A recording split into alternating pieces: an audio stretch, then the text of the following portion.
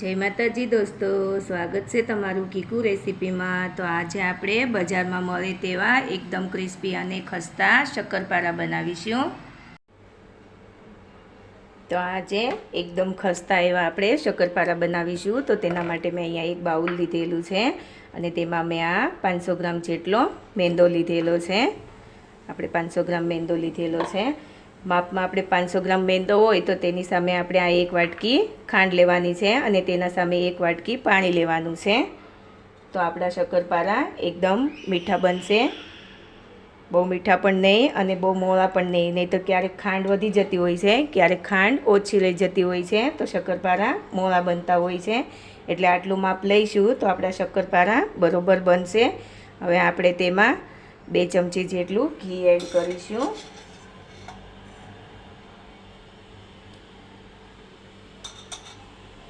હવે આપણે ઘીનો મોણ દેવાનો છે।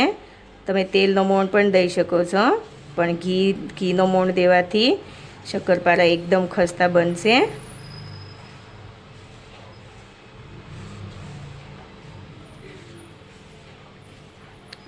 બરાબર લોટમાં મોણ દઈ દેવાનો છે।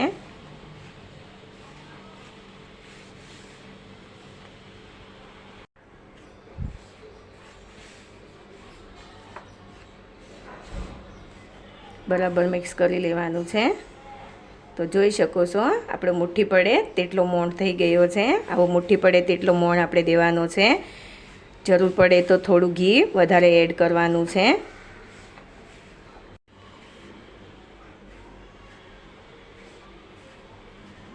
તો આપણો લોટ મોણ દઈને તૈયાર થઈ ગયેલો છે। હવે આપણે ખાંડનું પાણી બનાવી લઈશું।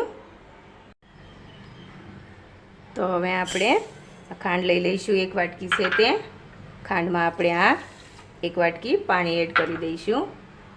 હવે તેને આપણે ગરમ કરી લઈશું।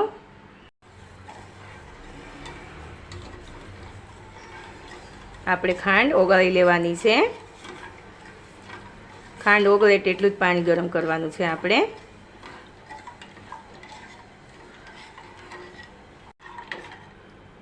તો આપણે ખાંડ ઓગળી ગઈ છે। હવે આપણે ગેસની ફ્લેમ બંધ કરી દઈશું। તો હવે આપણે આ જે પાણી ગરમ કર્યું છે તેનાથી લોટ બાંધી લઈશું। થોડું થોડું કરીને લોટ બાંધીશું।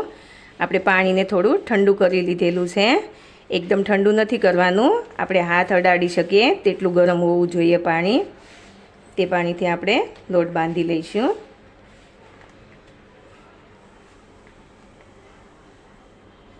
થોડું પાણી એડ કરી દઈએ।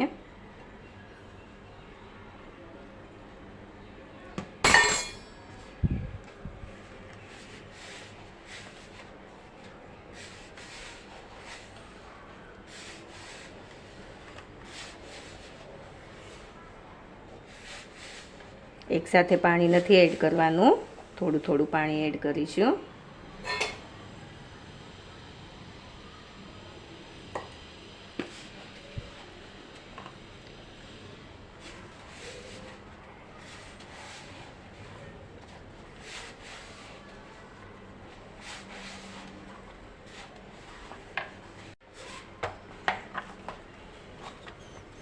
તો આપણે આવો લોટ બાંધી લેવાનો છે। બહુ કઠણ પણ નહીં અને બહુ ઢીલો પણ નહીં, એવો આપણે લોટ બાંધી લીધેલો છે। હવે આપણે થોડું ઘી ઉપરથી થોડું ઘી લઈને લોટને મસળી લેવાનો છે।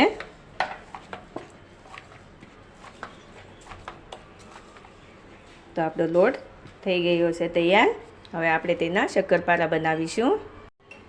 તો હવે આપણે આવો મીડિયમ સાઇઝનો લુવો લેવાનો છે।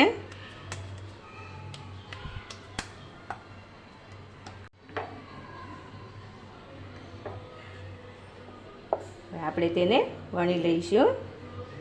પાટલા પર તમે થોડું તેલ પણ લગાવી શકો છો અને થોડો કોરો લોટ પણ છાંટી શકો છો।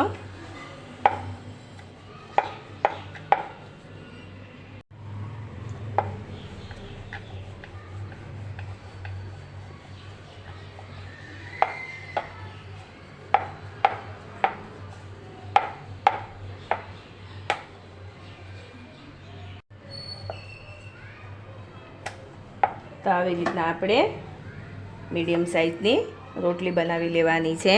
જોઈ શકો છો તમે, થોડીક જાડી રાખવાની છે. આ એકદમ પતલી નથી કરવાની, બહુ જાડી પણ નહીં અને બહુ પતલી પણ નહીં, એવી સાઇઝ રાખવાની છે તેની. હવે આપણે તેને ચોરસ શેપ આપી દઈશું. સાઈડનો ભાગ કાઢી લઈશું.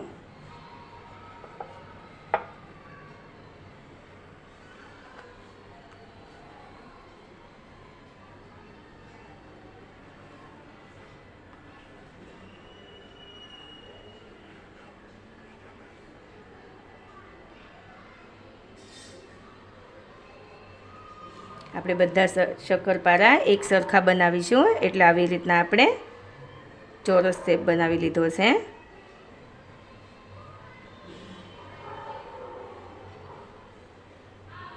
આવી રીતના એક સરખા ભાગમાં કટ કરી લઈશું.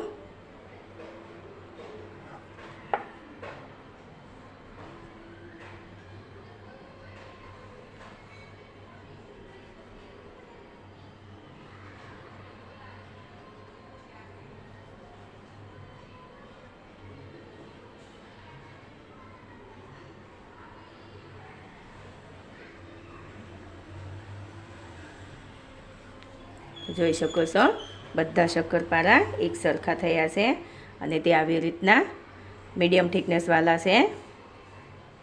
તો જોઈ શકો છો, બધા શક્કરપારા એક સરખી સાઈઝના બન્યા છે અને તે આટલી જાડી સાઈઝના છે, બહુ જાડી પણ નથી અને બહુ પતલી પણ નથી. હવે આપણે આ શક્કરપારાને તળી લઈશું. તો હવે આપણું તેલ ગરમ થઈ ગયું છે. આપણે આ શક્કરપારાને તળી લઈશું. મીડિયમ તેલ ગરમ હોવું જોઈએ, બહુ ગરમ તેલ નથી કરવાનું, નહીં તો આપણા શક્કરપારા અંદરથી કાચા રહી જશે અને ઉપરથી લાલ થઈ જશે. ગેસની ફ્લેમ મીડિયમ રાખવાની છે અને આપણે મીડિયમ તેલમાં આ શક્કરપારાને તળી લેવાના છે. થોડા તળાશે એટલે એની જાતે જ ઉપર આવી જશે. જો તમે જોઈ શકો છો, થોડા શક્કરપારા તળાયા એટલે એની જાતે જ તે ઉપર આવવા લાગ્યા છે. આવી રીતના આપણે ધીમા તાપે આપણે શક્કરપારાને તળી લેવાના છે. હવે આપણે તેને ફેરવી લઈશું.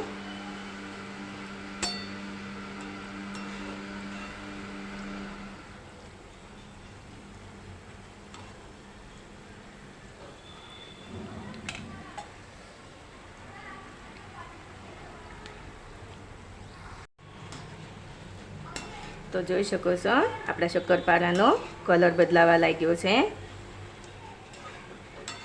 શક્કરપારા તળાતા 5 થી 7 મિનિટનો સમય લાગે છે.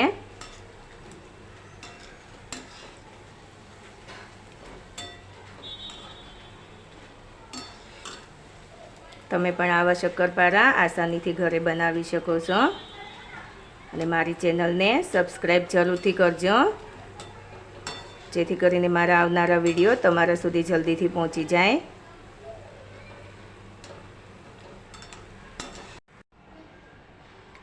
તો આપણા શક્કરપારા તળાઈ ગયા છે. આપણે તેને પ્લેટમાં લઈ લઈશું. જોઈ શકો છો તમે, કેટલો સરસ કલર આવ્યો છે આપણા શક્કરપારાનો અને એકદમ ખસ્તા અને ક્રિસ્પી બની ગયા છે આપણા શક્કરપારા. અત્યારે આપણે તેલમાં શક્કરપારા અંદર બેસેલા છે. જેમ તે તળાશે તેમ તેની જાતે જ ઉપર આવવા લાગશે. જોઈ શકો છો, આપણા શક્કરપારા ઉપર આવવા લાગ્યા છે.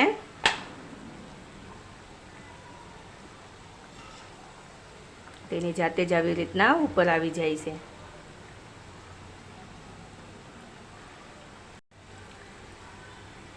તો જોઈ શકો છો, આપણા બધા શક્કરપારા ઉપર આવી ગયા છે તેલમાં. હવે આપણે તેને ફેરવી લઈશું.